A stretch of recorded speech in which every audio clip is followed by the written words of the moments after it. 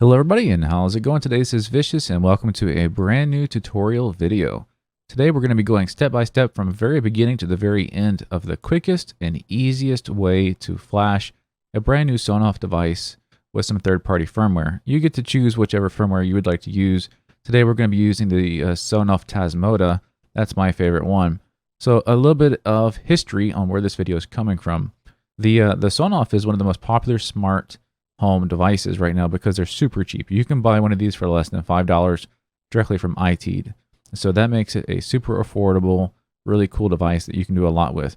Out of the box, it's pretty powerful, but once you flash the third-party firmware onto it, it becomes a whole different ballgame. Now, learning how to do that can be somewhat daunting, and that's why I've started researching other YouTubers. The first guy I ran into that really was awesome was Dr Zzs here. I like his videos. He's a well-spoken gentleman. He gives you great information, and I can tell he puts a lot of time into his videos to give you great production. So what I noticed, or I should say what I learned from him, was how to flash these guys using the Arduino IDE software. That's a real full-blown developer piece of software, so it takes a lot of steps to get that set up. And it can be kind of confusing and a bit daunting. So I was able to do it. I'm an IT guy. I do that for a living. It wasn't too bad for me. And I really liked the idea that you worked with the source files. It gave you a lot of flexibility to be able to edit those source files before you flashed it, so you can have them pre-configured for your network, their IP addresses, your features. It was pretty awesome that you could do that. But then one day he linked to someone else's video and said, hey, check out this guy, Pete Stothers here, who shows us the simplest way to flash an ESP8266. So that is the method that we're using today. And what Pete's actually showing us is the tools that ESPEasy includes in their download. They have two really nice pieces of software included in there that we'll be using today to flash these. So here's the big conundrum. We can go and use the fast and easy flashing method, which is what we'll be doing today, but then we're stuck with a slow and tedious configuration method. With the Arduino IDE, we can pre-configure the device so that once it's flashed, it connects to our Wi-Fi network.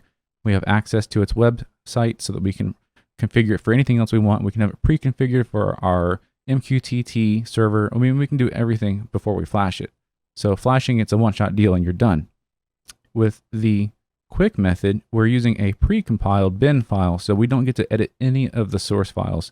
And once we flash it, it's going to be a vanilla device with no settings on it. That means it will not connect to your network, and that means you cannot connect to its website to configure it further. So how do you go around that?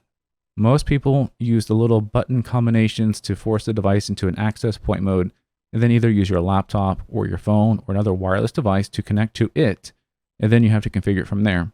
It's a bit tedious, it's a bit slow, and it kind of takes the point away from having the fast, easy flashing method. So that's what we're fixing today. So it's not really so much a rehash of the content that these guys have already posted.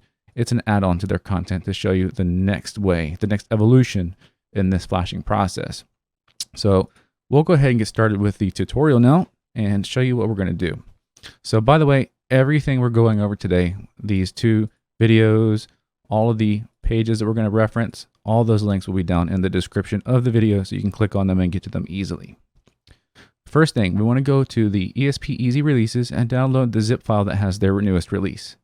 Inside of that zip file, we're going to find two files that we need to use, and that's going to be the ESP_tool.exe and the flash ESP8266.exe. Those are our actual flashing tools. And then you want to go download the bin file of your favorite firmware that you want to use. So I have the Sonoff All Sensors bin and also the Sonoff bin are the two that I have downloaded right now. So let's go ahead and leave the desktop and go to real life camera where I'm wearing my point of view camera here.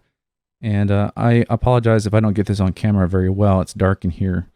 But let me show you how we do this. And hi, Nova. Hi, baby girl. Yes, yes. Let daddy finish. Thank you. So I find the easiest way to do this is to, obviously I've got the Sonoff circuit board taken out here.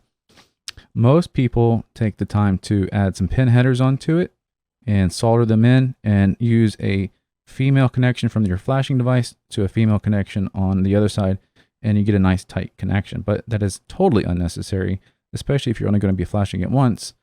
Then you can just do what I did. Use female to male, and then just take these male headers through the backside of the circuit board. It works really well, actually. So let me get the setup here. So we're going to go from top to bottom. The way that I'm holding this right now is 3.3 volts goes first. That's our power. Do not use 5 volts. You'll fry the damn thing. Then we're going to go transmit. Remember that your transmit and receive get reversed because transmit goes to receive and vice versa. So don't do transmit to transmit, receive to receive. That will not work unless your flashing device is a cheap China knockoff that has it labeled incorrectly. And then ground is the last. So we have our 4 wires in.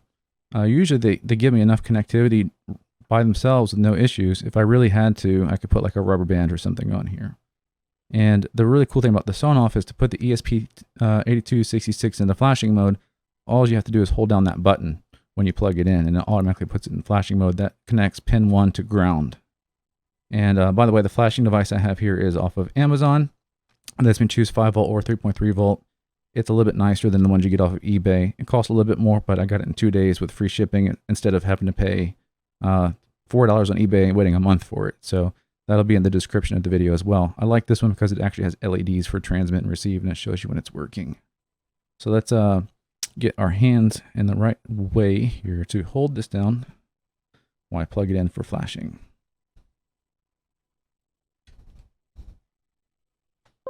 There we go. And back to the desktop view. And let me turn the camera on my head off so I can save the batteries. Okay, so let's go to our tools. Open the ESP8266 flash and choose the COM port that you're using. If you don't know how to get to that, go to your device manager and look at what port that you're using for your USB serial device. Right there, COM port 3. And then choose your firmware, which is going to be your bin files, and it'll look for the ones in the same folder. So I only see these 2. We'll choose the Sonoff bin and hit flash.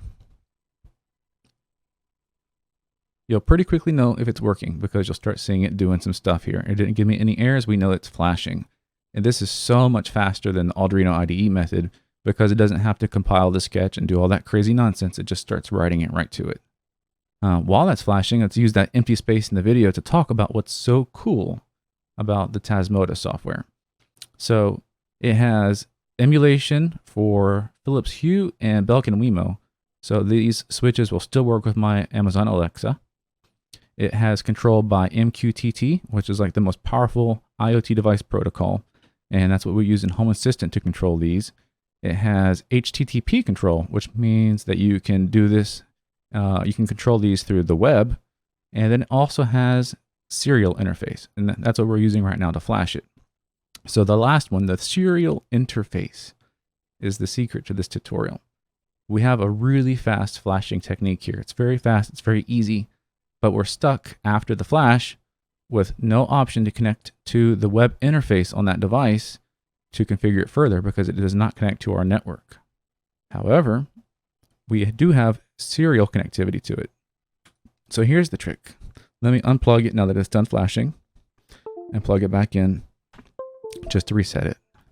And we're going to go to a website for Termite. Termite is another free program that we can download, and it's just a really cool RS-232 terminal, meaning it's a serial interface terminal. Using this, we can see all the communication coming from this device and program it. Because Tasmota, if we go to the wiki, has hundreds of options for what we can set. And all of these options, to my knowledge, can be set through MQTT, HTTP, or serial. So that's what we want to do. Let's go ahead and open up Termite. And from the get-go, I had to change 2 things. I had to change to the COM port that I'm on, and I changed the baud rate to 115200, which is the baud rate that the Sonoff Basic and all the other Sonoffs use, except for, I think the Dual might actually use a different one. So let's do that.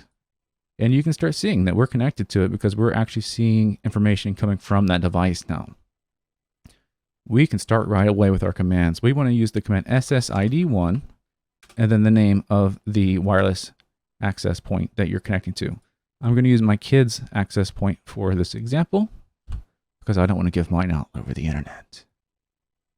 And then the next thing we want to do is tell it the password. So password, 1, and we're going to say the password for that SSID. So let's put that in there. And with just those 2 pieces of information, that should be enough now that we'll connect to the access point. Cool thing here, we don't have to go into our router, firewall, access point, or anything else to figure out what our IP address is.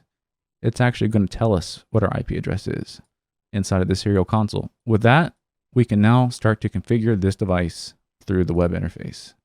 So if we hit the IP we got, 192.168.1.132, here we are. This is where we would have been without hopping through all the hoops of the access point mode. And from here, you can use the web interface to configure anything else you would like.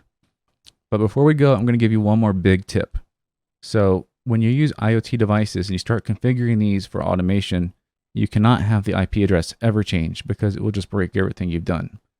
Most people, well, I wouldn't say most people, I should say probably best practice is to go into your firewall, your router, your access point, whatever it is that's handling your DHCP, and set up a static DHCP lease so that device, when it asks for an IP address, always gets given the same IP address. But not everybody can do that, or not everyone's router even has that feature.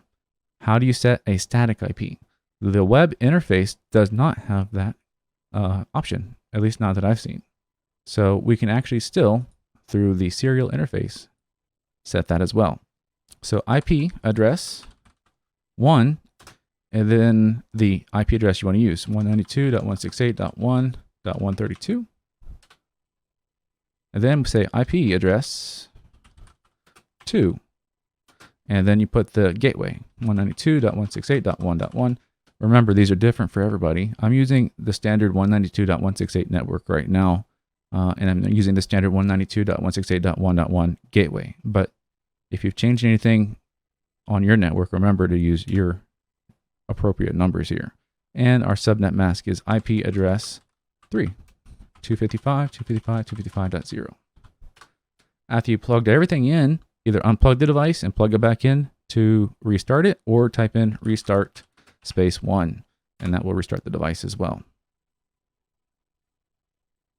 Just to show you, right now that's on that IP address that we were given, that ping to 192.168.1.132, and it's on there. Let's check for a device on 133. Okay, it is not there. Nothing's on 133. So let's just change that IP address real quick to show that this works. So IP address 1, 192.168.1.133. So change that and say restart 1. And let's ping that new IP and see how long it takes to come up. There it is. So that's how you set a static IP on here. Then that will be very helpful for you. The reason the DHCP lease is the better way is because if you ever change your equipment, if you ever have a different network, it'll still pull a DHCP address. If you have a static IP, it's always going to go to that IP. And that could leave you in a situation where you have to do some kind of reset on it. But you should know what you're going to do with your network and what's going to work best for you. That's pretty much the end of the tutorial today. Let me real quick before we go give you a teaser about what's coming in the next video. So again, that Sonoff Tasmota firmware gives us the ability to use these through multiple avenues. As an IT guy, I have started writing my own graphic interface to actually work with these. So the computer audio is what we're using right now. It's turned on. Audio gear is my bass guitar stuff. It's turned on. If I want to, boom, it's turned off. Same thing, my mixer that we're using right now. Here it is. You can see we're actually using that right now. So tomorrow, or next time I get a chance to record, I'm going to walk you through the code on how to do this and actually start writing your own graphic interface and some really cool automation. So like, for example, when I turn my computer off, the computer audio gets turned off automatically. So that's kind of really cool stuff that I'm going to show you guys next time. So I hope you enjoyed the video. If you have any questions, feel free to ask down in the comment section below. Again, I'll always be happy to help you out with those questions if you have them. If you think of anything you want to see next, let me know. I could always use some ideas. And make sure you check the description of the video for all the links, because that'll be the easiest way to navigate through the tutorial. So I hope you guys enjoyed it. Once again, this is Vicious, and I'll see you next time.